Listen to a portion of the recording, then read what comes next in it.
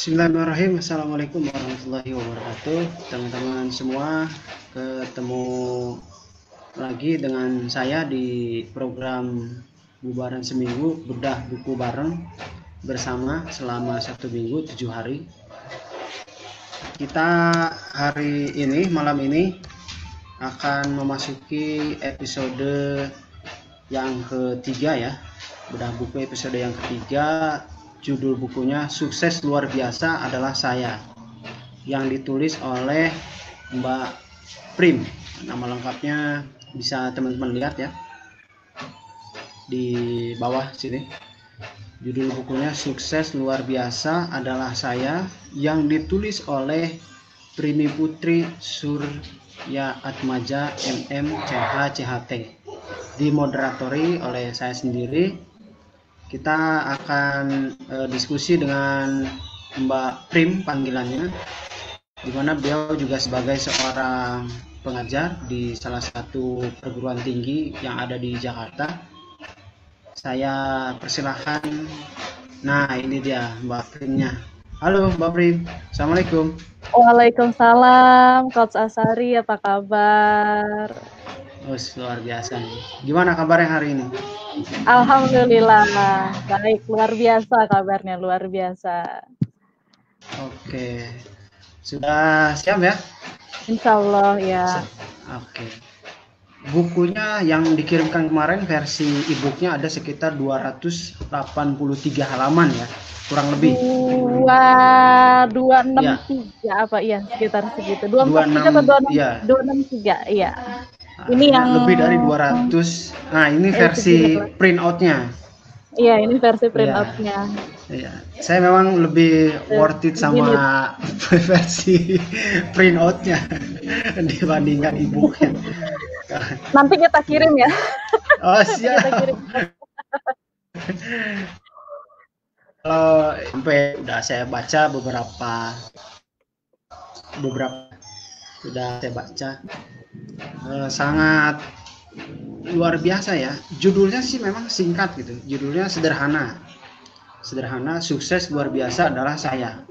Nah, dari judulnya ini kan kelihatan kalau buku-buku motivasi yang lainnya atau buku yang sifat kayak begini, itu biasanya tipis-tipis aja gitu bukunya. Ini luar biasa, 250 halaman lebih gitu. Iya. Iya, betul. Luar biasa. Mata saya agak jereng kalau ngeliat e-book. Layar komputer tidak bersahabat dengan mata saya. Oh baik, siap. Nanti kita kirim. Baik, teman-teman. Oh siap. Teman-teman, kita udah kedatangan tamu kita ya. Tamu kita ini Coach Prim, Mbak Prim saya panggilnya. Dia tadi yang setelah saya sebutkan sederhananya atau secara singkatnya, beliau adalah seorang life coach, kemudian sebagai seorang pengajar juga. Ya, aktivitasnya banyak sekali. Nanti beliau saja yang cerita aktivitasnya apa aja, ngapain aja. Ini studionya udah kece nih ya sekarang ya. Luar biasa ini. Iya, alhamdulillah. Oke. Baik, jadi Mbak Prim, silahkan. Apa yang ingin disampaikan atau apa sih yang sebenarnya ingin disampaikan oleh Mbak Prim melalui buku yang Mbak Prim tulis, Sukses Adalah Saya. Oke, baik. Terima kasih. Silakan, Mbak. Ya baik. Assalamualaikum warahmatullahi wabarakatuh. Selamat malam kepada semua teman-teman yang saat ini sedang menyaksikan live streaming di Facebook. Pertama-tama saya ingin mengucapkan terima kasih nih ke Coach Asari atas kesempatan yang diberikan kepada saya untuk berbagi tentang apa yang ada di dalam buku ini, Sukses Luar Biasa Adalah Saya. Mungkin izinkan saya kembali memperkenalkan diri saya. Jadi seperti yang di awal buku ini juga saya cerita dulu kan mengenai background saya dan sebagainya. Saya adalah seorang personal trainer gitu ya. Saya life coach juga, NLP practitioner, ngajar di UI juga, dan juga saya menjalankan sebuah perusahaan yang memang bergerak di bidang training dan coaching untuk people development. Sukses Mulia Insani namanya.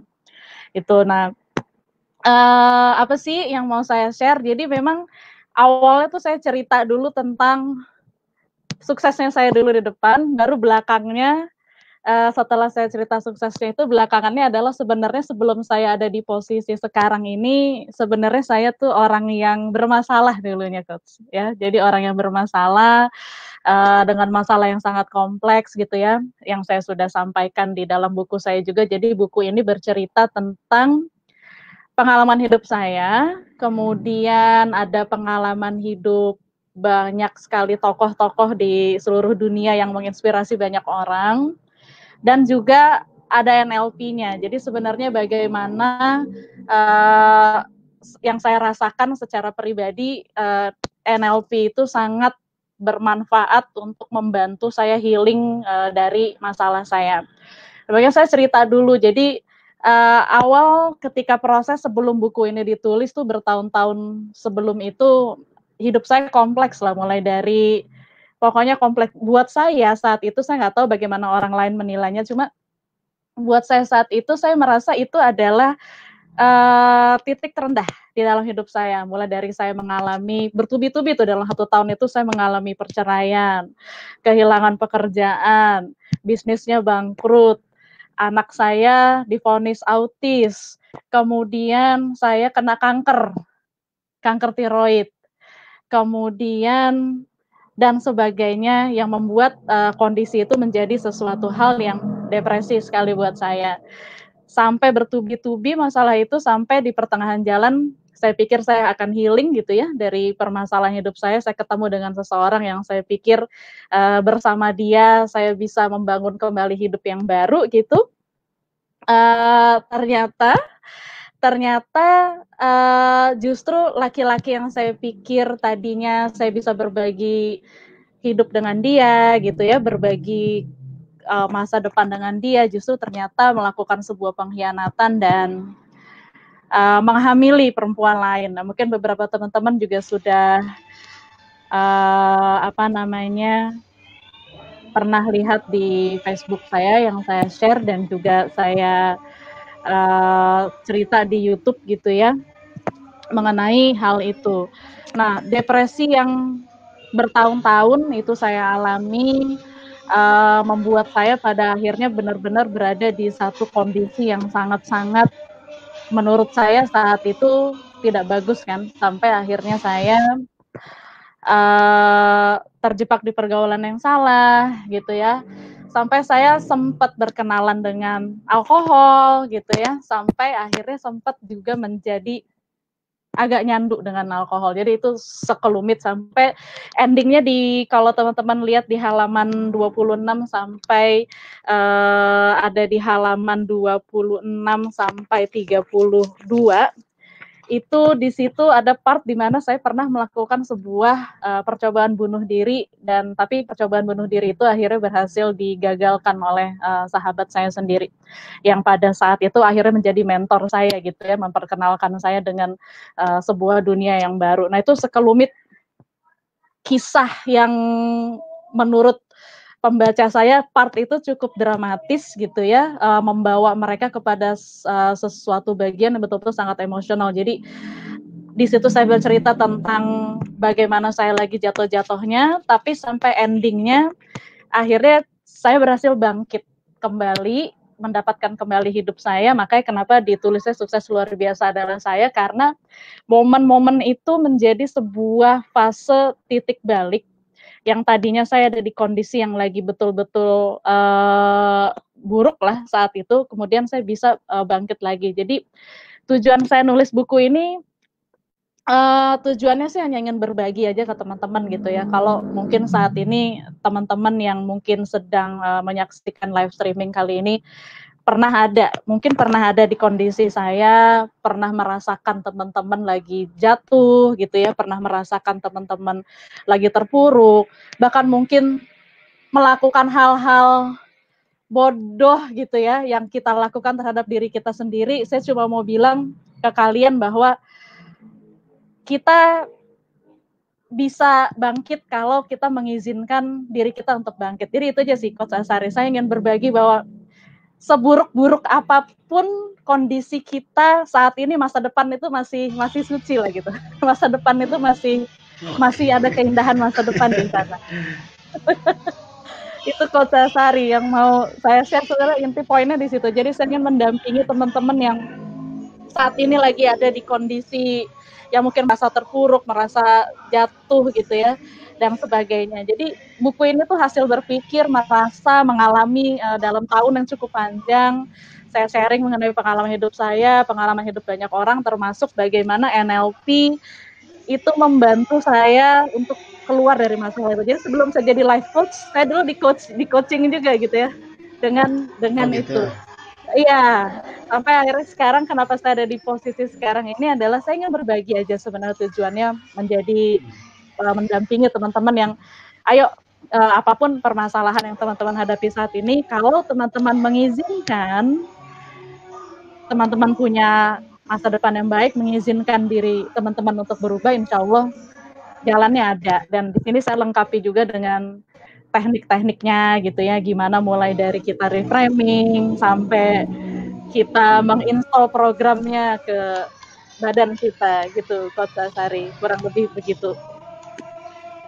Oke, sangat menarik ya. Buku ini buku yang sangat layak untuk teman-teman miliki, untuk teman-teman baca. Mungkin karena buku ini jangan dilihat hanya sebatas judulnya aja.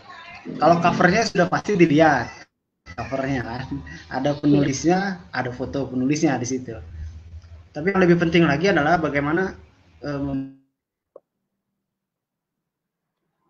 mempraktekkan sebuah buku itu memang tidak mudah untuk kemudian dituliskan, diterbitkan. Mbak Prim ini luar biasa. Tadi dari keterpurukan, gitu kan? Dari keterpurukan, kemudian ya bisa dikatakan dari keterpurukan menuju ke pencerahan, sehingga bisa menginspirasi yang lain. Nah, mungkin ada poin-poin penting yang lain gitu, Mbak Prim, yang ingin disampaikan. Mungkin ada slide show atau poin yang saya share screen kali ya kepada teman-teman.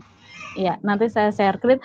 Tapi mungkin saya ingin mengingatkan dulu ke teman-teman yang akan membaca buku saya. Jadi ada dua aturan main ya. Jadi ceritanya kalau mau baca buku ini ingin mendapatkan insight yang benar-benar dapat gitu ya. Insight-nya ada beberapa aturan main. Yang pertama adalah jangan percaya saya. Itu aturan main yang pertama. Jadi jangan percaya apapun, ya, jadi jangan percaya apapun yang saya katakan di buku ini. Kenapa? Karena yang saya tuliskan di situ kan adalah hasil dari pengalaman saya yang belum tentu sama gitu dengan teman-teman, ya kan? Belum tentu apa yang saya lakukan itu bisa berhasil 100% di saya, tapi belum tentu berhasil di teman-teman. Karena ilmu berubah, dunia berubah. Tapi yang saya minta adalah teman-teman jangan percaya saya, tapi ini ada tapinya. Teman-teman jangan percaya apa yang saya katakan di buku ini, tetapi saya meminta teman-teman untuk berpikiran terbuka. Sekiranya misalkan teman-teman nanti menemukan hal-hal yang menurut teman-teman itu berguna, bermanfaat untuk kehidupan teman-teman, silahkan dipakai gitu ya. Kalau yang merasa nggak berguna, silahkan dibuang. Itu yang pertama. Jadi saya hanya meminta pembaca itu membuka diri, pikiran, hati gitu ya, untuk menerima apa yang disampaikan buku ini. Lalu yang saat membaca buku ini, saya minta menggunakan lebih dari satu hati, Coach. Hati-hati. Hati-hati. Kenapa? Karena dalam buku ini banyak kandungan yang memberikan informasi mengenai refleksi kehidupan dalam meraih kesuksesan dan kebahagiaan. Jadi itu aturan yang pertama. Nah, aturan yang kedua adalah berpartisipasi 100%. Nah, di buku saya ini mungkin yang membedakan dengan buku-buku lain adalah saya mengajak pembaca untuk berpartisipasi. Seperti misalkan mereka menuliskan di bagian pertama nama, terus apa tujuan mereka membaca dan sebagainya. Lalu mencoba untuk melihat ke dalam diri mereka, mindset mereka. Jadi ada, kalau saya bisa share ya, mungkin ini kita coba share screen. Kita coba share screen PPT-nya. Oke. Atau mungkin Coach Sasari bisa bantu saya nggak di Oke, bisa bisa. PT saya Bentar, di bentar. ini sepertinya ada kok ngilang kemana.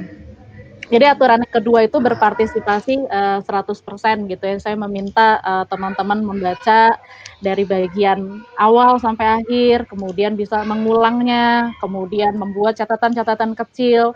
Karena di beberapa buku itu tuh saya siapin bagian-bagian yang bisa teman-teman isi gitu ya.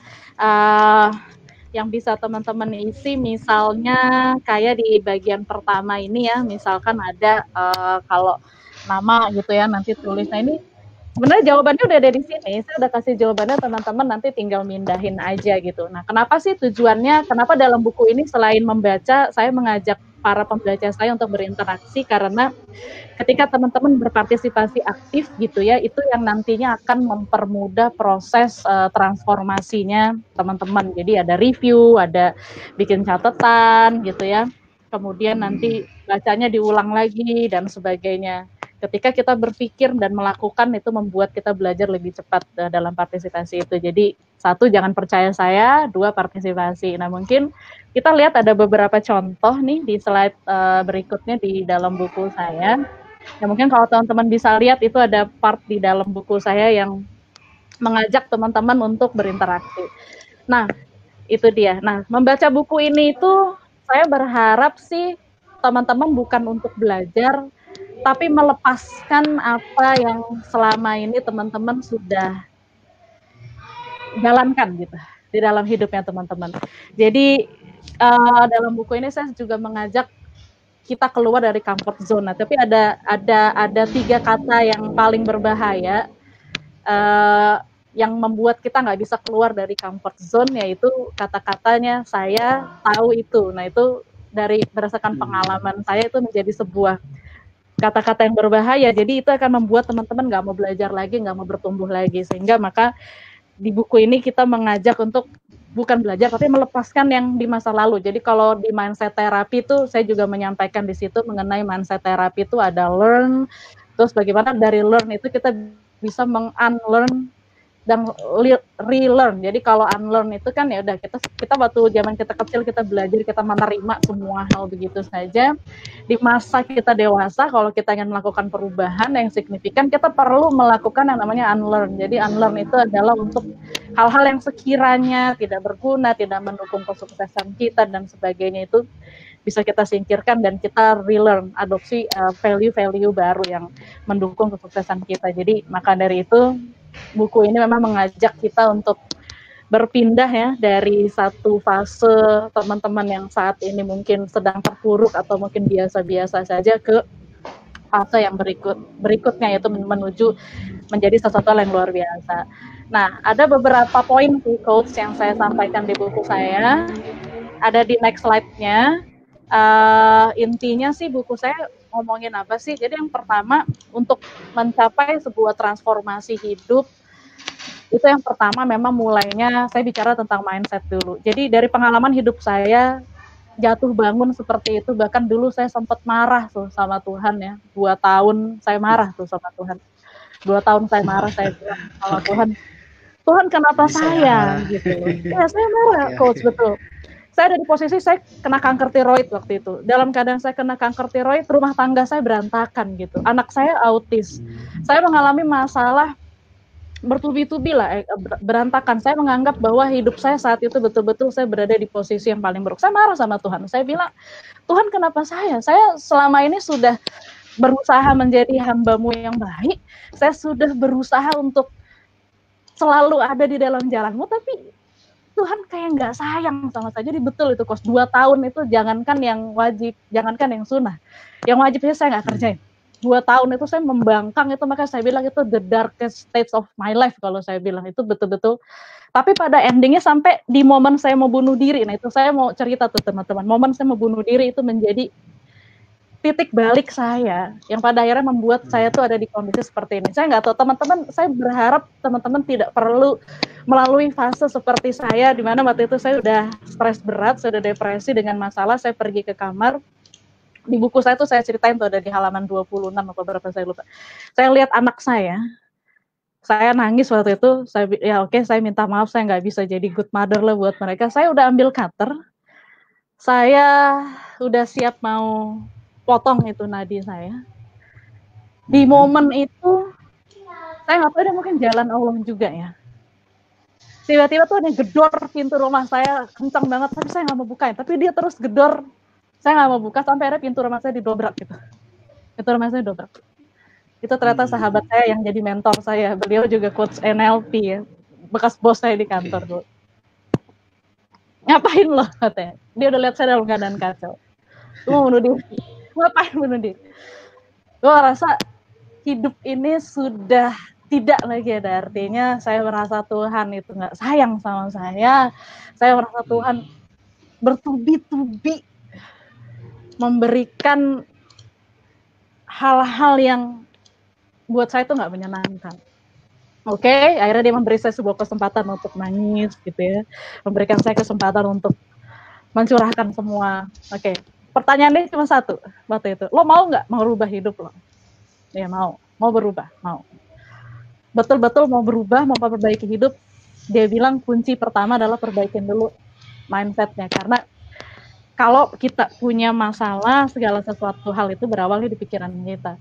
Akhirnya tapi saya benar-benar merasa itu jadi titik balik kenapa saya merasa pada saat itu yang tadinya saya benci banget sama Tuhan gitu. Saya merasa ke Tuhan justru baik banget sama saya. Dikirimin orang menyelamatkan saya, tahu-tahu orang itu ngasih saya uang 30 juta. 30 juta itu buat apa? Kamu berangkat pergi ke luar negeri, di sana ada program dari life coach sekelas Anthony Robbins begitu. Kamu berangkat, kamu belajar banyak di sana. Kalau kamu betul-betul mau berubah, kamu keluar dari itu. Jadi saya pikir di momen itu gila ya. Coba kalau tadi saya sendiri gitu loh. Udah tuh, nggak ketemu kita. Bayangin tuh, jadi detik antara orang itu nyelamatin saya, ngasih saya uang 30 juta, masukin saya ke program life transformation, life changing. Sama momen saya hampir mati itu bedanya coba detik. Cuma persekian detik gitu ya.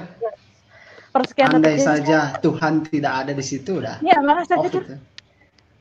Ini tangan Tuhan bermain gitu, Allah bermain dalam hidup saya. Yang tadinya saya benci, saya marah, 2 tahun saya nggak pernah sholat, 2 tahun itu saya nggak ibadah, 2 tahun saya nggak puasa, saya langsung jatuh kaki saya di situ, lemes saya.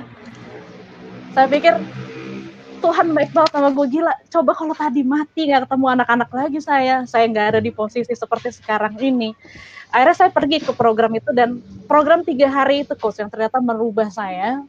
Dan ini yang mau saya share ke teman-teman, apa yang saya dapatkan di 3 hari yang mengubah hidup saya selamanya gitu. Yang pertama, transformasi hidup itu memang semua berawal dari mindset, itu saya setuju banget. Jadi kalau ibarat pikiran kita tuh cetakan, jadi kalau teman-teman mau bikin agar bentuknya bintang gitu ya, cetakannya kan pasti cetakannya berbentuk bintang gitu.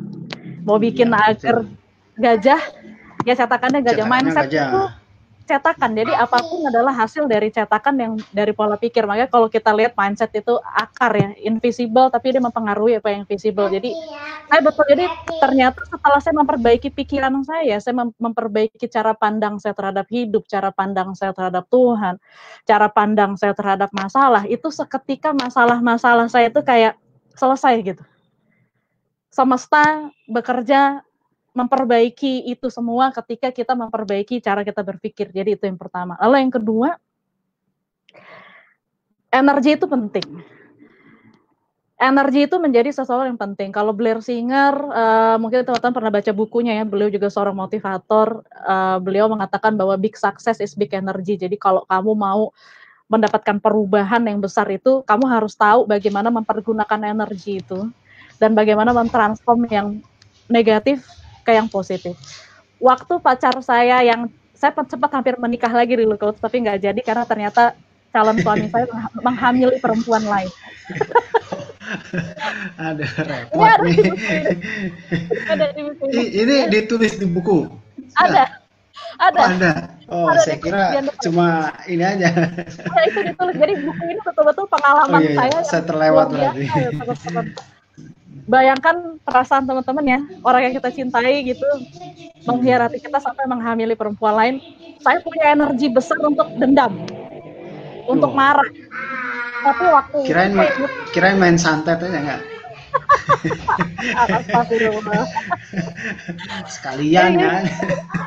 saya tahu itu energi besar kan. Energi besar tuh punya dua mata pisau ini. Ini mau menguatkan saya atau menghancurkan saya ini. Tapi saya pilih untuk sesuatu yang positif aja lah. Saya selalu ingat saya udah keluar dari program itu, saya pikir ini latihan, saya pikir ini ujian saya. Allah mau kasih lihat, kamu udah lulus belum, udah naik kelas belum. Akhirnya saya change energi itu, jadi saya ngambil S2, saya lulus dengan IPK 4. IPK saya 4,00 itu. Kumlot Itu adalah ya? kumlot. Semua dari semester 1, dan itu adalah hasil energi patah hati, Coach. Jadi pesan saya buat teman-teman kalau sekarang punya dendam gitu ya, punya marah gitu, kecewa, makanya smart emotion menjadi penting. Itu saya nulis mengenai smart emotion juga. Masalah itu bukan masalah sebenarnya, tapi saya belajar dari pengalaman hidup saya juga ulas di buku ini, dari pengalaman hidup orang-orang sukses di seluruh dunia. Saya belajar bahwa masalah itu bukan masalah. Yang jadi masalah adalah sudut pandang kita terhadap masalah. Itu yang jadi masalah. Kalau seandainya teman-teman menganggap permasalahan hidup itu kita selalu lihat dari negatif side-nya, kita akan merana. Itu betul sekali. Tapi kalau kita bisa melihat dari sudut pandang yang positif, kita akan bahagia. Jadi benar, life is a choice. Makanya saya bahas itu life choices, pilihan-pilihan hidup. Teman-teman mau reaktif atau mau proaktif? Reaktif itu kita bertindak berdasarkan apa yang kita rasa di kondisi saat itu, tapi proaktif value yang teman-teman punya apa gitu loh. Karena life choices ini akan membawa kita kepada perubahan hidup menuju program yang akan kita jalankan untuk hidup kita. Nah, di life programming ini saya bicara mengenai NLP sebenarnya. Karena saya merasa akhirnya saya jadi NLP practitioner itu awalnya adalah untuk healing myself gitu ya, tapi akhirnya sekarang saya bisa healing others, saya bisa bantu orang lain, saya bisa jadi life coach, saya bisa berbagi untuk orang lain. Jadi saya merasa bersyukur bahwa Tuhan pernah menempatkan saya di posisi yang sangat-sangat parah menurut saya, tapi pada akhirnya karena pengalaman hidup itu saya belajar banyak, dan sekarang saya ingin berbagi ke teman-teman bahwa apapun masalah kita, sebesar apapun kita bisa kalau kita mengizinkan diri kita. Jadi di NLP saya bahas mengenai mulai dari mengubah sudut pandang, reframing gitu ya, bahwa kalau dulu saya melihat masalah adalah hal yang menghancurkan kita, tapi di reframing itu kita melihat dari konteks yang berbeda gitu, bahwa masalah itu justru bisa menjadi hal yang menguatkan. Lalu bagaimana kita melakukan reconditioning terhadap diri kita, bagaimana kita anchoring, visualisasi, dan sebagainya, sampai menginstall bagaimana kita menginstall kalau kita lagi down, lagi apa, bagaimana membuat semangat. Jadi kita tinggal install aja tuh nanti programnya tuh, titik-titiknya gitu, Coach. Melalui anchoring itu, teman-teman mau apa, mau bahagia, mau senang, ternyata diri kita bisa diprogram, otak kita ternyata bisa diprogram sesuai apa yang kita mau kalau kita mengizinkannya. Jadi poinnya ada 6 aspek itu, Coach, yang saya sampaikan di buku Mindset, Energy, Smart Emotion, Life Choices, perubahan, sampai ke bagaimana memprogram diri kita menjadi sukses. Itu otomatis sebenarnya, tapi poin paling krusialnya ada di mindsetnya dulu yang harus kita benerin. Jadi kalau kita selalu overthinking, berpikir negatif, pikiran kita tuh punya energi yang akan memancar ke semesta, dan semesta akan menghadirkannya untuk kita. Anak saya tuh nggak pernah lagi masuk rumah sakit semenjak saya ngebenerin mindset saya gitu. Dan akhirnya saya dipertemukan dengan laki-laki baik gitu ya, setelah saya benerin mindset saya gitu, dan sebagainya. Intinya itu, Coach Sasari. Oke. Ini baru slide kedua nih. Oh, masih ada ya? Slide kedua. Masih. Oh, masih ada. Oh ya, nah, ini yang penting ini. Jadi di dalam proses perubahan hidup yang saya juga share di buku saya itu, kita kan punya dunia diri kita nih, ada dunia dalam diri kita, ada dunia luar diri kita gitu ya. Action itu menjadi jembatannya gitu. Action menjadi jembatannya. Jadi teman-teman, kenapa tadi saya bicara mindset, karena pikiran kita itu akan sangat mempengaruhi perasaan kita. Jadi thought itu akan mempengaruhi feeling. Dan feeling itu akan sangat mempengaruhi tindakan kita. Kalau kita berpikiran negatif, kita akan merasa down, kita akan merasa terpuruk, kita akan merasa nggak semangat, gitu ya. Kita akan merasa lemes menjalani hidup dan sebagainya. Tentunya actionnya pasti negatif. Jadi tidak ada pikiran action yang positif itu dihasilkan dari pikiran yang negatif tuh nggak ada. Itu selalu hukum alamnya seperti itu. Jadi kalau kita mau punya hasil yang bagus, jadi thought mempengaruhi feelings, feeling mempengaruhi action, action itu mempengaruhi resultnya. Apa yang nanti akan kita dapat ke dalam hidup kita. Jadi penting sekali di dunia dalam diri kita itu kita mulai dari pikiran dan perasaan kita dulu. Itu yang harus kita benerin. Itu akan mempengaruhi action dan hasil. Jadi prinsipnya yang saya ulas di buku ini adalah sebuah, kalau dilihat di bawah adalah perjalanan batin. Jadi buku ini memang ingin membawa teman-teman kepada perjalanan batin ke dalam dirinya teman-teman sendiri, inner journey dalam teman-teman sendiri. Nanti teman-teman bisa lihat di bagian dalam dari buku ini ada apa itu sukses, apa kamu memandang hidup. Teman-teman bisa nulis itu ya. Anggap saya ada di situ, menemani teman-teman di dalam proses transformasi itu. Tapi pesan saya yang paling penting adalah ubah dulu dunia di dalam diri kita. Dunia luar kita akan mengikuti. Jadi changing your inner world will change your outer world gitu. Nah mungkin slide yang terakhir kali ya. Ya jadi harapan saya sih kepada para pembaca buku ini adalah software, mengupdate software kita. Kalau teman-teman semua pasti punya handphone, punya laptop gitu ya. Yang selalu kita update terus pasti softwarenya. Handphone kita tuh, smartphone kita ada periode mungkin per 2 minggu atau per 1 bulan, softwarenya itu akan kita update. Pertanyaan saya, apakah teman-teman selama ini mengupdate softwarenya teman-teman, yaitu software itu pikiran kita.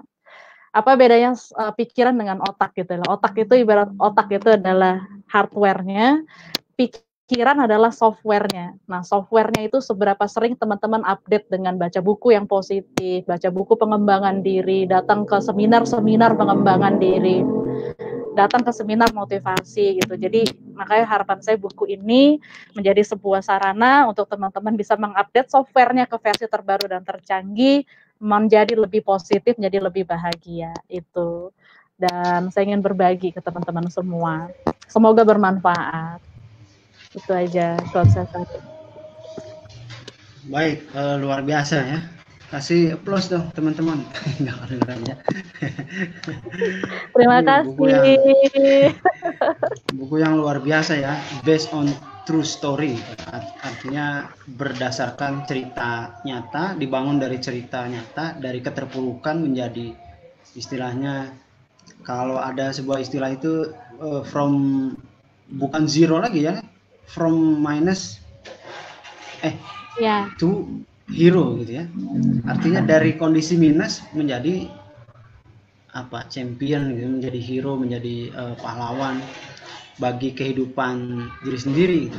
Nah, dan buku-buku, menurut saya buku-buku seperti inilah yang mesti menjadi bacaan bagi siapapun yang ingin merubah hidupnya, artinya life changingnya. Mereka mesti baca nih buku nih, karena buku ini bukan sekedar ditulis bagaimana caranya, tapi memang sudah dipraktekkan. Sangat menarik ya teman-teman. Mungkin teman-teman dari yang menyaksikan bisa bertanya kira-kira apa saja, bagaimana. Tapi kalau nanya harga nanti ya terakhir ya. Ya, jadi boleh, tapi harga terakhir. Kebetulan ini di Tokopedia juga udah ada sih, tapi karena di Tokopedia tuh kan reseller, jadi mungkin harganya lebih mahal. Kalau lewat saya bisa lumayan bedanya gitu. Oke. Saya nggak taruh saya nggak lewat penerbit bukan lewat penerbit. Ya, enggak ya? Iya, memang enggak. Jadi saya memang yang ini aja ya, kayak apa sih istilahnya tuh, publishing yang bukan yang major label gitu ya. Saya juga jualnya online ya. Self publishing berarti. Oh, ini ada pertanyaan nih. Assalamualaikum Mbak, boleh tanya domisilinya di mana? Oh iya, nggak disebut tadi domisili di mana. Oh iya, saya di Jakarta Timur. di sekitaran Rawamangun mungkin kalau teman-teman ada yang di sekitaran Jakarta Timur, Rawamangun, saya tinggal di situ. Oke. Saya juga ngajar di UI. Kalau kantornya Sukses Mulia Insani ada di Jakarta Selatan. Wah, luar biasa. Berapa kota itu dalam satu hari? Untungnya Jakarta sekarang Timur, WFH, Jakarta Selatan. Mbak Ana Sama Hasanah Depok. ya. Waalaikumsalam nih. Oke. Silakan teman-teman kalau mau pertanyaan di bawah sini ya. Ada 10 buku versi e-book ya. Iya. Versi e-book bukan versi print out. Itu Ya, yang ini akan yang dibagikan kepada teman-teman audiens yang bertanya dalam program ini. Jangan salah, versi e-book ini adalah versi yang sama dengan print out-nya. Isinya sama, cuman beda Isinya sama. ini aja ya, bentuk. Oh ya, saya juga ini, jadi sebenarnya saya kenapa nulis buku Coach saya adalah ini sarana healing saya sebenarnya. Jadi ternyata bahwa betul menulis itu bisa jadi terapi.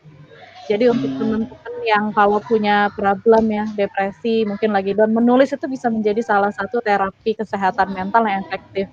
Saya juga ingat waktu B.J. Habibie almarhum kehilangan istrinya, dia depresi, dia menulis, akhirnya jadi buku. Saya juga ini adalah sarana terapi saya sebenarnya. Saya menguatkan diri saya sendiri menjadi sarana terapi saya, tapi saya nggak nyangka ternyata alhamdulillah bahwa ini bisa menjadi sarana untuk teman-teman juga gitu. Di situ saya bersyukurnya. Awalnya ini hanya untuk ya terapi diri saya sendiri lah. Oke. Iya. Tanya nih, gimana cara dapat bukunya? Kalau buku versi e-booknya sekarang kalau misalkan teman-teman tanya di kolom komentar itu langsung dapat. Tapi kalau bentuknya print out, nah kalau itu mesti reorder ke penulisnya, nanti di inbox aja Ya, Facebook. nanti bisa inbox saya kalau mau dapat yang versi ininya, bisa inbox saya Pak Farid Wahyudi. Kalau e-booknya sekarang Bapak udah dapat, selamat Bapak dapat e-booknya. Saya udah nanti bisa dari Kosasari waktu itu juga bisa di forward kali ya, atau nanti mungkin bisa. Iya. Bisa. Nanti tinggal hubungi saya, nanti saya forward karena sudah ada izin nih dari penulisnya. Kalau belum ada izin, saya nggak berani bagi-bagi. Iya. Jadi khusus untuk yang live streaming kali ini, saya izinkan ke 10 orang penanya untuk dapat e-booknya gratis. Sama kok isinya, sama yang ini. Sama ya? Iya. Oke, ini ada lagi. Mungkin ini agak ini ya. Ini pertanyaan moderator izin bertanya. Ini kita turunin dulu deh.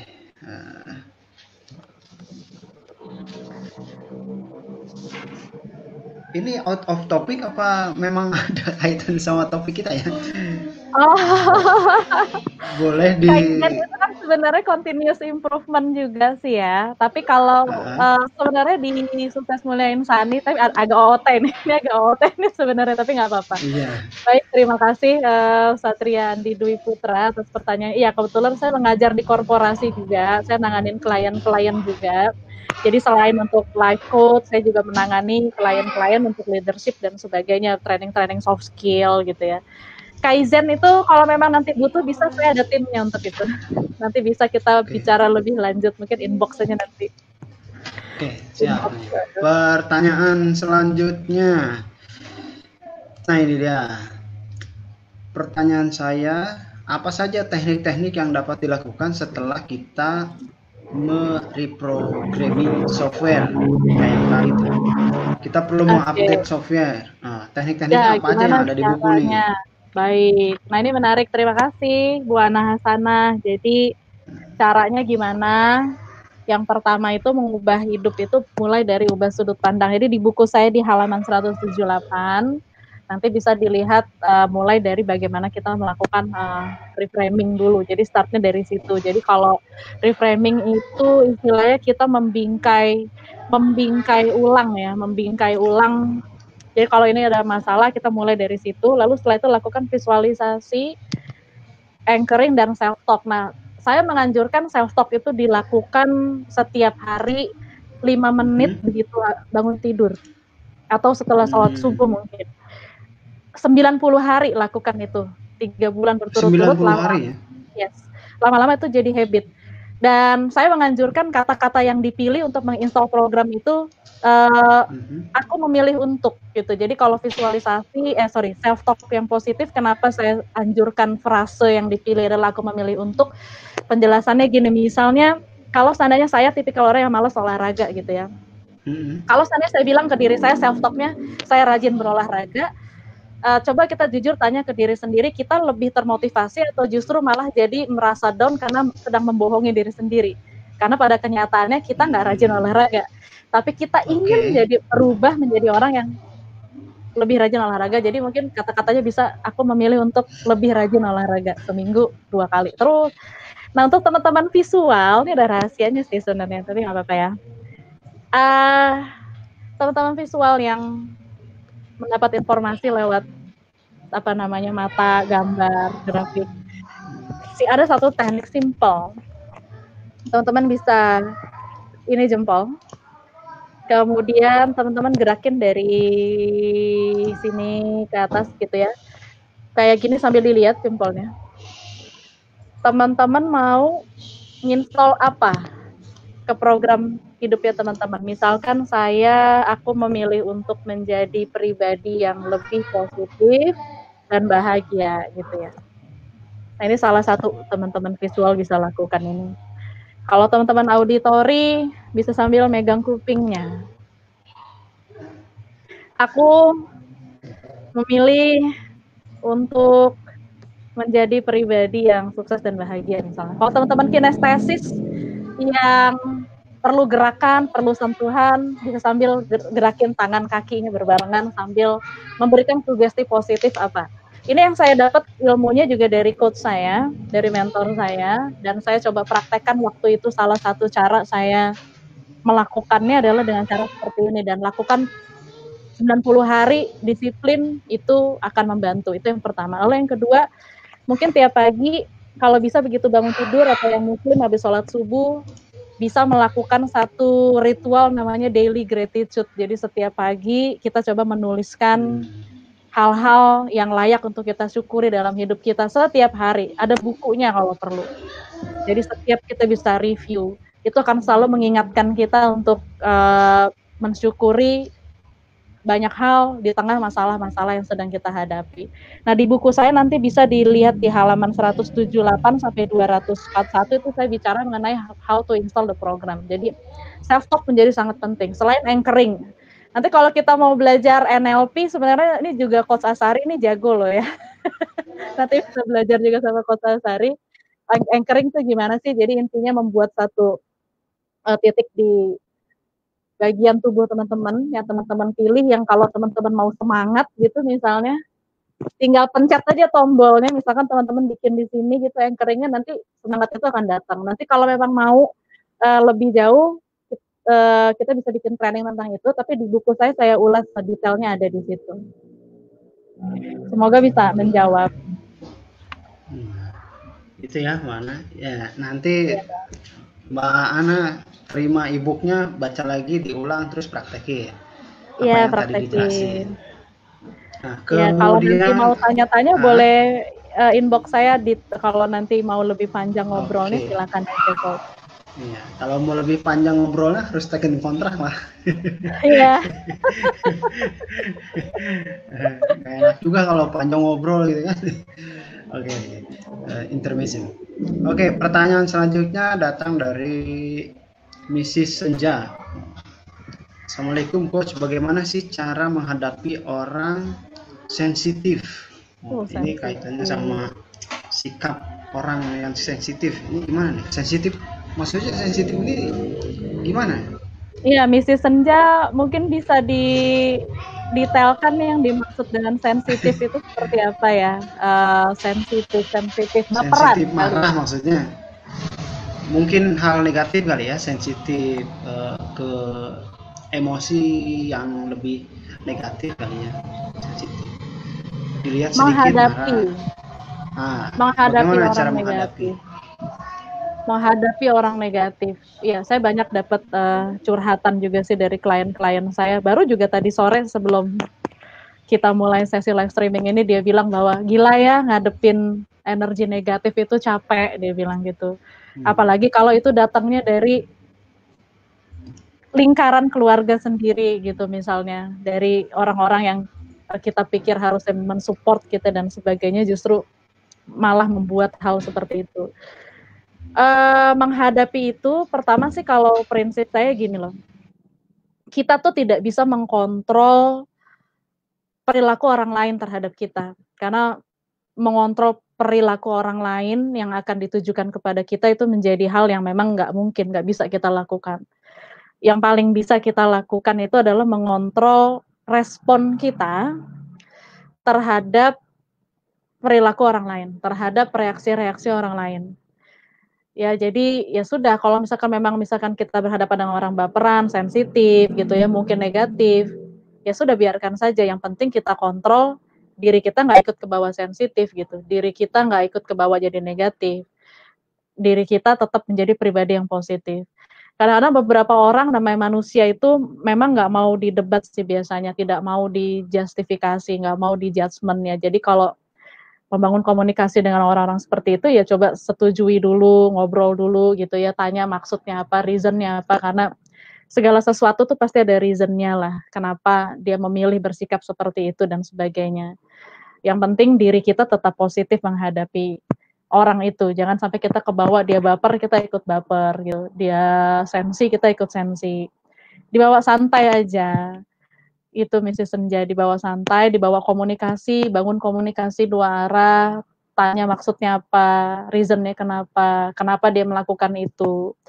Semua orang tuh selalu punya reason, dan kita jangan pernah menjustifikasi orang kenapa dia berbuat seperti itu sebelum kita tahu reasonnya apa gitu loh. Itu aja mungkin ya. Oke. Halo, Coach Asari. Ya. Lupa klik saya. Tadi di backstage. Lupa klik saya. Begitu ya, Misi Senja, pertanyaan orang yang sensitif ngadepinnya gimana? Nah, itu dia. Kita tidak bisa mengontrol orang lain, tapi kita bisa mengontrol respon kita terhadap perilaku atau sikap orang lain. Gitu. Nah, kitanya yang harus kontrol diri kita, bukan orang lain yang kita kontrol. Diam lu, jangan sensitif, nggak bisa begitu, malah tambah ribut kalau begitu. Iya betul, betul, berantem nanti yang ada, karena setiap orang sebenarnya setiap orang ingin dimengerti, tapi kadang-kadang tidak mau mengerti orang lain. Ya sudah, kita kontrol diri kita sendiri aja. Itu dia. Supaya nggak, masalahnya di situ, gitu kan? Iya. Kadang-kadang kita ingin mengubah dunia, tapi kita sendiri tidak mengubah diri kita. Itu yang ya, kata kuncinya di inner world kita dulu. Jadi kalau kita sudah bisa berdamai dengan inner world kita sendiri, kita bisa berdamai dengan outer world kita sih sebenarnya. Gitu. Dan bagaimana sebenarnya hidup itu kan seni berdamai dengan situasi dan emosi yang tidak menyenangkan. Itu yang dimaksud sukses luar biasa adalah, saya juga salah satunya adalah ketika kita mampu berdamai dengan situasi dan kondisi yang tidak menyenangkan buat kita. Berdamai bukan dalam arti kata kita tidak melakukan apa-apa ya, tapi artinya kita menyadari itu, kita menerima itu, kita ikhlas dengan itu, dan kita lakukan yang terbaik yang bisa kita lakukan gitu. Oke. Startnya adalah saya, gitu kan. Saya memilih untuk apa, kan gitu. Saya memilih untuk bagaimana. Iya, saya memilih untuk, itu menjadi kata kuncinya. Saya memilih untuk, karena di life choices di bagian buku ini mengenai hidup adalah pilihan, di situ saya ulas juga, dan kenapa pilihan menjadi penting. Sebenarnya hidup itu hasil dari kita hari ini, itu adalah hasil dari pilihan-pilihan kita kemarin sebenarnya. Saya ada di posisi ini, saya memilih untuk sadar dan berubah gitu ya. Walaupun sempat hampir bunuh diri, tapi akhirnya saya sadar dan mau berubah, dan akhirnya saya memilih jalan ini. Saya ingin berbagi ke banyak orang gitu. Kita memilih, semua dari kita memilih jalan kita.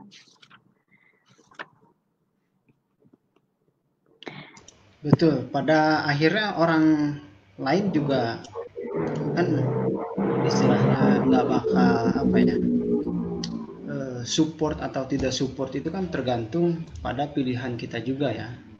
Iya, Wah ini betul, Mbak Coach. Mbak Ana ini langsung saya memilih untuk bahagia. Bagus. Keren. Iya, Mbak Ana, ya. Jadi kan kalau mungkin Ya, Coach Asari tahu lah ada 15 prinsip kan, presuposisi NLP kan, bahwa orang tuh punya struktur pengalaman masing-masing, jadi mindset tuh nggak ada yang salah atau benar sebenarnya. Kita mau berpikir benar, itu benar. Kita mau berpikir negatif juga benar, berpikir positif juga benar gitu kan, tergantung nanti konsekuensinya aja sih yang akan kita terima. Tapi kalau kita bisa berpikir positif, hasilnya positif, kenapa harus berpikir negatif?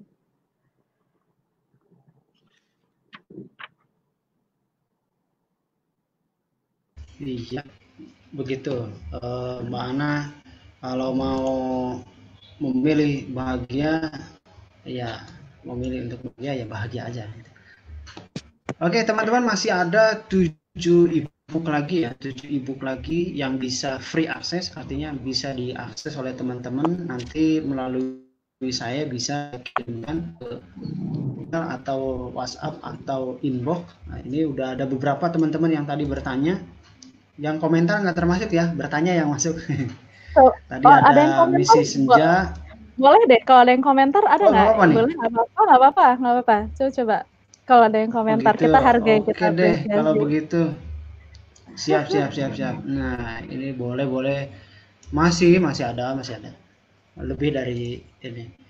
Oke ya, teman-teman, silakan kalau mau bertanya di ini kita, di beranda kita, di kolom komentar, disampaikan nanti kita akan munculkan. Oh ya, misi senja. Terima kasih coach pencerahannya. Apa channel YouTube-nya? Nah, Nama channel YouTube-nya Coach Prim. nah itu dia ya. Nama channel YouTube-nya Coach Prim. Nanti bisa Iya. dikasih tahu lah, dikasih tahu inbox atau bikin status lah setelah ini.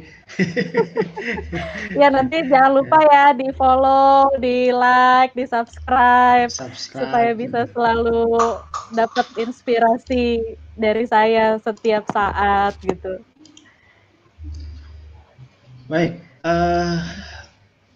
Mbak Prim, kaitan sama buku nih,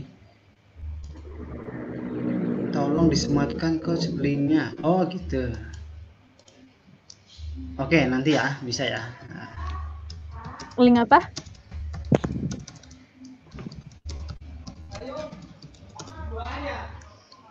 Ya, nanti kita akan kasihkan link YouTube-nya ya di sini disematkan. Jadi teman-teman bisa follow, bisa subscribe YouTube-nya Coach Prim. Juga jangan moderator juga di subscribe. Oh iya dong. Bintang tamu iya, bintang tamu Moderatornya luar narasumber boleh. biasa loh itu loh coach. Ini loh NLP Life Coach luar biasa itu. Oke. Sangat menginspirasi sekali Oke. moderatornya. Kembali ke buku nih, Coach Prim. Ini bolehkah ini ya boleh istilahnya tingkat keberhasilan atau begini sudah adakah orang lain di luar sana mengakui bahwa setelah membaca buku yang Mbak Prim tulis kemudian dia berhasil gitu, berhasil bangkit dari keterpurukan atau dia berhasil kebuka pikirannya atau dia berhasil mencapai apa yang dia inginkan di dalam hidup, ada nggak? Alhamdulillah ada gitu ya. Jadi beberapa teman yang baca dan bahkan klien yang saya tangani juga alhamdulillah tuh 6 bulan memang. Jadi saya punya salah satu klien perempuan masih muda gitu ya. Dihamilin pacarnya, kemudian aborsi dan sebagainya. Itu menjadi satu hal yang betul-betul setelah kejadian aborsi itu guncangan mentalnya luar biasa ya, apalagi terus kan dia juga nggak dinikahin gitu sama pacarnya dan sebagainya. Alhamdulillah saya dampingi terus dari buku ini dan dari beberapa program saya, alhamdulillah. Nanti saya attach lah ya nanti ke Coach Sasari, mungkin testimoni dari pembaca saya dan juga orang-orang yang memang sudah mempraktekkan apa yang ada dalam buku ini. Alhamdulillah pada akhirnya itu jadi kepuasan batin buat saya bahwa saya menulis bukan untuk jadi bestseller buku ini, enggak. Saya bikin channel YouTube bukan untuk dapat banyak subscriber, tidak. Tapi saya hanya ingin bisa berkontribusi untuk orang lain dan menjadi bagian dari life transformation mereka. Itu kayak udah jadi happiness tersendiri yang itu tidak bisa dinilai gitu dengan berapapun nilai rupiah yang saya dapat. Saya terharu waktu dia bilang, Kak, alhamdulillah gitu ya, setelah pendampingan ini dan saya baca buku ini, saya juga praktekkan, berubahnya drastis. Sekarang dia udah mulai kuliah lagi, udah pindah ke kampus yang baru, bahkan sudah mulai membuka hatinya lagi buat laki-laki. Dan saya dengar kabarnya April kemarin sebenarnya mau nikah, tapi karena pandemi jadi ditunda gitu. Iya, itu salah. Saya bahagia banget karena tuh dia nggak percaya laki-laki. Bayangkan dihamilin, ditinggalin, dia sampai harus dijat sama keluarganya, dia harus mengaborsi kandungannya. Itu buat, saya rasa perempuan yang pernah mengalami itu pasti akan mengerti gimana rasanya gitu ya. Dan saya tidak menjustifikasi dia, tapi alhamdulillah proses progres yang terjadi, itu saya pernah post juga kok di lini masa Facebook saya mengenai si klien saya yang satu ini, yang muda, yang saya dampingi, dan akhirnya dia berhasil, dan juga dia baca buku ini, dan dia praktekkan isinya. Alhamdulillah, Coach Sasari. Alhamdulillah banget. Dalam banget ya. Dalam itu saya pun nangis, saya betul-betul saya peluk dia. Gitu. Ibunya Ikutan nangis. Ya. Karena buat saya nggak ngebayangin, saya punya anak perempuan kan, saya nggak ngebayangin, anak saya masih kecil saat ini. Saya berharap bahwa suatu hari nanti dia jangan sampai auzubillahi min dzalik, tapi banyak anak-anak perempuan, remaja-remaja kita gitu, anak-anak muda sekitar kita yang salah pergaulan gitu ya, sampai akhirnya terjadi hal-hal seperti itu. Dan itu jadi kondisi yang betul-betul luar biasa terpuruk buat dia. Bahkan hubungan kedua orang tuanya pun jadi rusak gara-gara peristiwa itu. Si ayah menganggap bahwa ibunya nggak peduli anaknya, si bapak. Jadi orang tua saling menyalahkan, hubungan mereka berantakan. Akhirnya saya menjadi healing satu family itu itu akhirnya. Dan saya minta mereka praktekkan buku ini. Jadi pesan saya ke teman-teman gini, buku ini salah satunya mendampingi teman-teman yang banyak punya trauma tertentu, iya, membantu teman-teman healing, iya. Pesan saya adalah apapun trauma yang pernah terjadi di kehidupan teman-teman kemarin-kemarin itu bukan salahnya teman-teman gitu. Teman-teman sama sekali tidak punya salah apapun terhadap hal-hal traumatik itu. Tapi healing dari trauma itu menjadi tanggung jawab kita sebagai pribadi. Jadi traumanya bukan salah kita, tapi healingnya adalah tanggung jawab kita, pilihan kita. Gitu. Oke. Artinya situasi dan kondisi diri itu bergantung pada pilihan kita. Apakah kita masih mau atau kita masih berkubang di traumatik itu, atau memang kita mengatasi, berdamai, atau malah istilahnya memerangi traumatik kayak begitu. Memang butuh waktu yang nggak sedikit ya. Tadi kalau misalkan mendengar penjelasan dari Mbak Prim, itu satu klien yang tadi saja 6 bulan baru bisa bangkit ya, baru bisa normal lah istilahnya. Setiap orang itu memang punya waktunya sendiri-sendiri, Coach Sasari, take your time. Tapi sebenarnya kalau buku ini benar-benar dipraktekin 90 hari dengan teknik yang tadi bisa, tapi konsisten. Kadang-kadang kendalanya orang adalah hari ini dia lakukan tekniknya, besok libur, lusa libur, besok lagi libur, baru lakukan lagi minggu depan. Jadi itu harus konsisten everyday. Itu sih saran saya. Jadi supaya benar-benar dalam 90 hari itu kita bisa punya habit yang baru gitu. Ya, karena kan bagi orang-orang yang penganut SKS, sistem kebut semalam, pengennya baca buku, praktek udah kelar gitu. Jadi pengennya kan begitu. Iya, proses teman-teman, proses. Saya aja prosesnya itu 2 tahunan loh, Coach, baru bisa healing gitu, baru bisa saya berdamai dengan diri saya sendiri dari peristiwa terakhir saya mau bunuh diri itu. Tapi ternyata program 3 hari itu mengubah saya. Jadi 3 hari mengubah saya selamanya. Jadi saya pikir kalau itu aja bisa terjadi ke saya sih, sebenarnya bisa terjadi ke teman-teman, asal teman-teman kuat, keinginannya kuat, itu aja. Itu Kalau program 3 teman-teman hari di luar negeri yang dibayarin di luar 30 negeri, juta itu. bayarnya 30 juta. Makanya saya nulis buku ini, teman-teman nggak usah bayar 30 juta, teman-teman Oke, bisa itu dapatkan kan. pengalaman yang sama dengan apa yang saya alami di program 30 juta 3 hari itu melalui buku ini tanpa harus bayar 30 juta, tapi nilainya mungkin lebih dari 30 juta itu, Coach. Betul.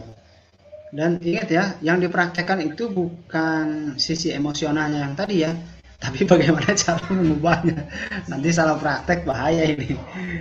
Karena kan gitu, baca buku sampai tamat itu perlu. Karena apa? Karena untuk mendapatkan pemahaman yang komprehensif.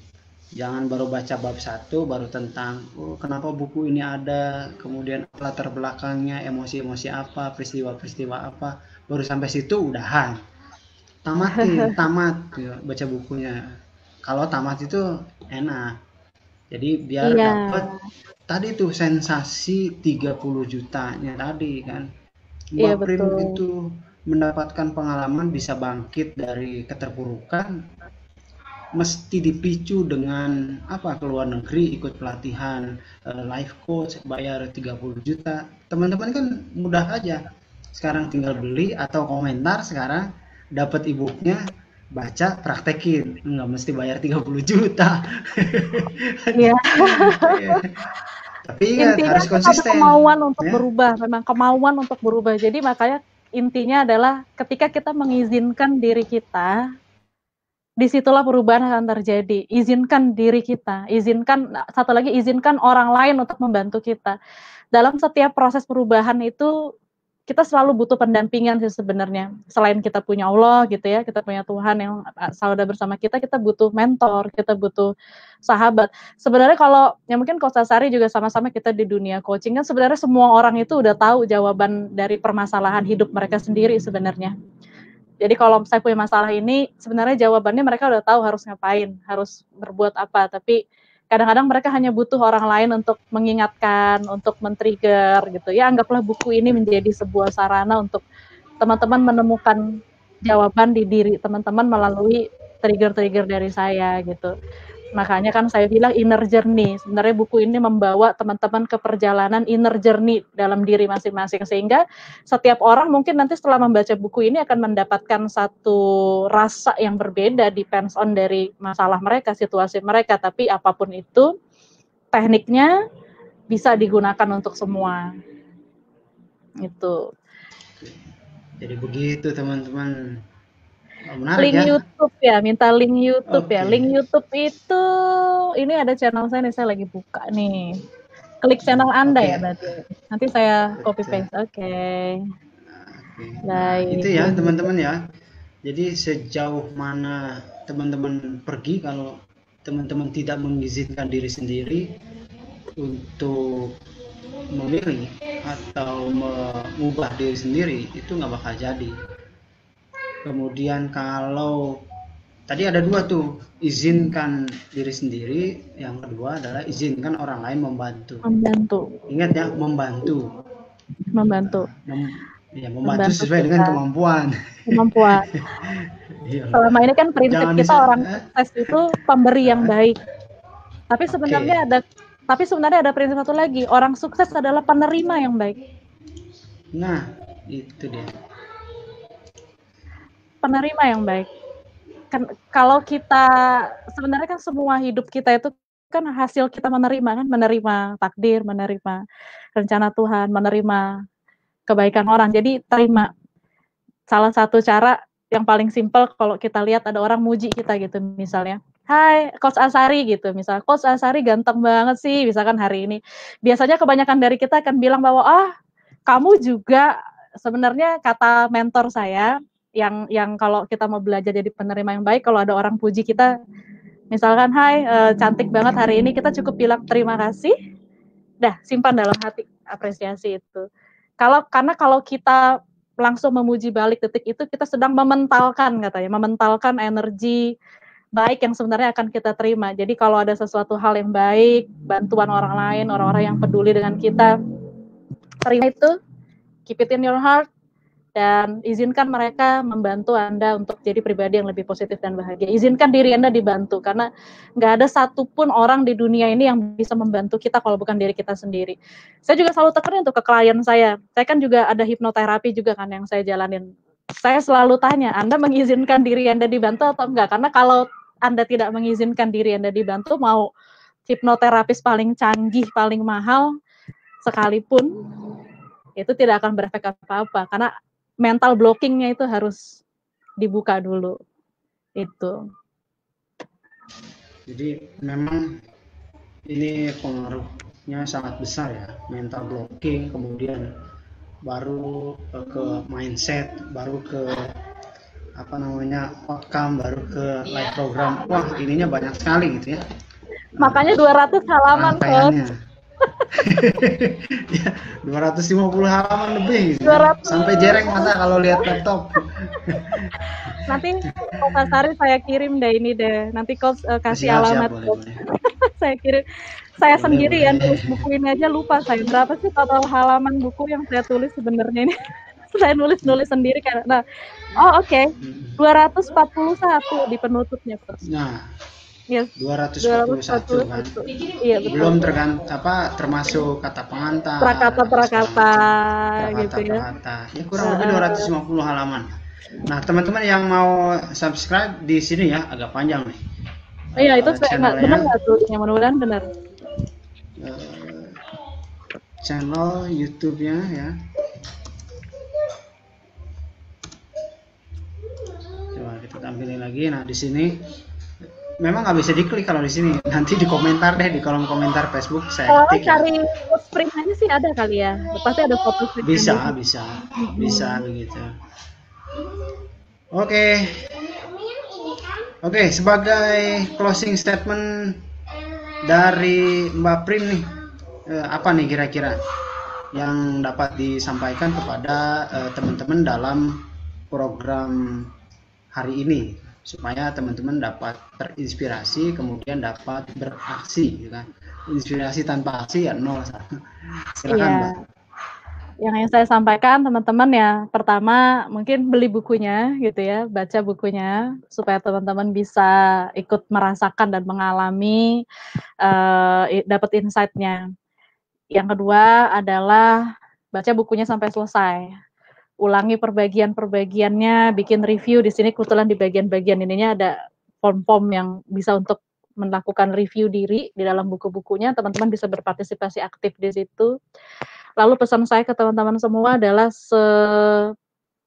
sehebat apapun mungkin permasalahan yang saat ini teman-teman sedang hadapi, sedalam apapun saat ini teman-teman sedang terjatuh, kalau teman-teman percaya bahwa harapan itu ada, insya Allah teman-teman bisa bangkit kembali. Yang penting izinkan diri teman-teman untuk berubah ke arah yang lebih baik, izinkan orang lain membantu teman-teman berubah ke arah yang lebih baik, insya Allah teman-teman bisa bangkit. Jadi jangan putus asa, tetap semangat, seburuk-buruknya, sebaik-baik. Jadi gini ya, saya terinspirasi sama sebuah quote, seburuk-buruknya masa lalu kita, masa depan kita itu masih suci. Itu loh, jadi masa depan itu masih suci, ibarat kertas putih. Mau di masa lalu hidup kita itu sudah kotor, hitam, berantakan. Dulu saya pernah menjadi pecandu alkohol sebelum akhirnya saya menjadi seorang life coach. Saya punya masa lalu yang buruk sekali, tapi masa lalu tidak penting, teman-teman. Yang paling penting adalah teman-teman hari ini untuk masa depan. Jadi seburuk-buruk apapun masa lalu, masa depan masih suci. Jadi teman-teman harus tetap semangat dan percaya bahwa selalu ada harapan. Karena selalu ada kertas putih yang siap untuk kita tulis seperti apa yang kita inginkan. Jadi tetap semangat, tetap positif. Insya Allah perubahan itu akan terjadi kalau teman-teman ada keinginan untuk berubah dan ada usaha untuk melakukan itu. Itu aja Coach Sari. Seburuk-buruk masa lalu, masa depan masih suci. Jadi tetap semangat. Dan maafkan diri sendiri. Itu paling penting, poin yang mau saya sampaikan adalah berdamailah dengan diri sendiri. Maafkan diri sendiri kalau mungkin di masa lalu kita pernah berbuat hal-hal yang tidak baik untuk hidup kita dan orang lain. Maafkan orang-orang yang pernah menyakiti kita. Karena inner journey itu tidak bisa dimulai kalau teman-teman masih menyimpan dendam, amarah terhadap masa lalu, terhadap orang lain. Berdamai dengan itu, mulai dengan hati yang damai, memaafkan orang-orang yang pernah menyakiti kita bukan untuk mereka, tapi agar kita bisa melanjutkan hidup dan masa depan dengan ikhlas gitu. Karena masa depan tuh harus digapai dengan ikhlas, Coach Asari. Banyak orang yang nggak ikhlas loh menggapai masa depannya. Karena masih dendam masa lalu dan sebagainya. Jadi cintai diri sendiri, maafkan diri sendiri, lanjutkan hidup dengan positif dan bahagia. Insya Allah, amin. Amin, luar biasa ini. Teman-teman luar biasa ya. Kita nggak kerasa ini udah lebih dari 1 jam. Oh. Lebih dari 1 jam. Saya betul-betul menyimak gitu kan. Mudah-mudahan teman-teman juga yang menyaksikan live streaming ini juga menyimak begitu sangat padat berisi ya. Istilah kalau kata-kata imers itu ini isinya daging semua itu. Daging yang sebelah mana saya juga nggak tahu. Tapi ya messenger panjang sekali nih. Iya, panjang sekali nih. Satu screen. Karena saya tahu beliau ini sudah baca buku saya. Udah baca ya? Dan beliau sudah memberi testimoninya ke saya, dan buku saya itu beliau pinjamkan ke sahabatnya yang sedang down karena perceraian. Yang tadinya sudah hampir-hampir putus asa, begitu baca buku saya, katanya sih